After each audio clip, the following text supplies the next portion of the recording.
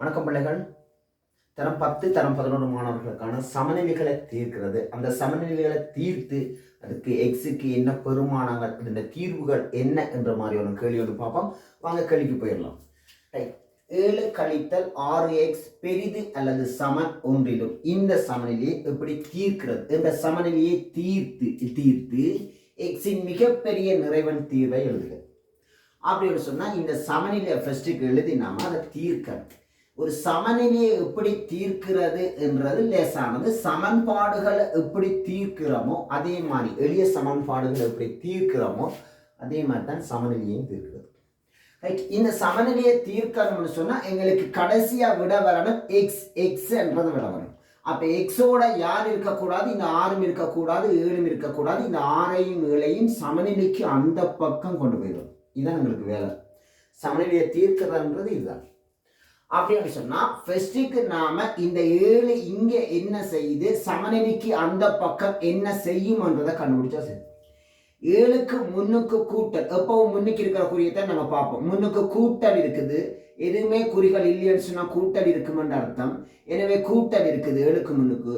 இந்த கூட்டல் 7 அங்கிட்டு கொண்டு போனா கழித்தல் 7 மாறும். இங்க என்ன செய்யுதோ அதுக்கு எதிர்மாறு சமநிலைக்கு அந்த பக்கம் செய்யும். எனவே மீதியாக இங்கே யார் இருக்கும்? மறை 6x இருக்கும். பெரிது அல்லது சமன் இந்த 1ஓட இந்த 7 போயிட்டு அங்க கழிபடும். இங்க கூட்டுப்படுற 7 அங்க போயிட்டு கழிபடும். மீதி அந்த படி எழுதுவோம். 6 - x அப்படியே போடுறேன். சமநிலை அப்படி எழுதியாச்சு. 1ல இருந்து கழிக்கணும் 7. 1ல இருந்து 7 கழிச்சா மறை 6. அது உங்களுக்கு தெரியும். ஓகே. இனி சமநிலையை நாம சமநிலைக்கு இந்த எக்ஸில் இருக்கிற பக்கம் மறை 6 இருக்குது. இந்த மறை 6 சமநிலைக்கு அந்த பக்கம் கொண்டு போகணும். மறை 6 எக்ஸோட என்ன செய்யுதுன்னு கேட்டா பெருக்கப்படுது. நடுவில் பெருக்கல் இருக்குன்னு தெரியும் உங்களுக்கு. மறை 6 சமநிலைக்கு அந்த பக்கம் கொண்டு போக அது வகுபடும். இங்க பெருக்கப்படுறது அங்க போனா வகுபடும். ஆனால் சமநிலையில ஒரு முடிவு இருக்குது. ஒரு சமநிலைய மறை பெருமானத்தாலோ அல்லது மறை பெருமானத்தால பெருக்கும் போதோ அல்லது வகுக்கும் போதோ சமநிலை மாறும். ஒரு சமநிலைய மறை பெருமானத்தால அங்கு பெருக்கும் போதோ அல்லது வகுக்கும் போதோ சமநிலை திரும்பிடும். சமநிலை பெருமானம் மாறிடும். சமநிலையின் குறியீடு மற்ற பக்கம் மாறும். எனவே எக்ஸ் ஆனது அப்படியே இருக்க, மறையாறு இங்க பெருக்கப்படுது, அங்க போய்க்க பிரிபடும். மறை பெருமானத்தால பிரிக்கும் போது சமநிலை மாறும். எனவே சமநிலை இந்த பக்கம் பெருசு இருந்துச்சு, இப்ப அந்த பக்கம் பெருசு வந்து இந்த மறையாறு அங்க போயிட்டு என்ன செய்யும் என்று கேட்ட, ஏற்கனவே மறையாறு இருக்குது, இந்த மறையாறு அங்க வகுக்கும். எனவே எக்ஸ் ஆனது சிறிது அல்லது சமன். இந்த 6 இங்க ஒரு முறை, இந்த 6 ஒரு முறை.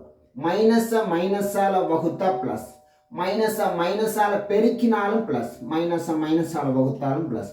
எனவே கீழே உண்டு மேல உண்டு. எனவே விட உண்டு. ரைட். எக்ஸின நம்ம சமநிலையை தீர்த்துட்டோம். இப்ப எக்ஸின தீர்வுகள் எப்படி இருக்கும்னு சொல்ல போறோம். எக்ஸ் ஆனது சின்னது அல்லது சமன் ஒன்றிலும், எக்ஸ் ஆனது சிறிது அல்லது சமன் ஒன்றிலும் என்று சொன்னால் எக்ஸ் ஆனது சின்னதாக இருக்குமாம், 1க்கு சமனாக இருக்கும். அதே நேரம் அதை விட சின்ன பெருமானங்கள் இருக்கும். எனவே எக்ஸ் எடுக்கக்கூடிய பெருமானங்கள் என்னன்னு கேட்டால், எக்ஸ் ஆனது 1ஐ விட சின்ன பெருமானத்தை எடுக்கும் அல்லது 1ஐயும் எடுக்கும். எனவே 1 எடுக்கலாம், 1ஐ விட சின்ன பெருமானம் 0 எடுக்கலாம், 0ஐ விட சின்ன பெருமானம் மறை 1 எடுக்கலாம், மறை 2 எடுக்கலாம். அப்படியே சின்ன சின்ன பெருமானங்கள் எடுத்துக்கொள்வோம்.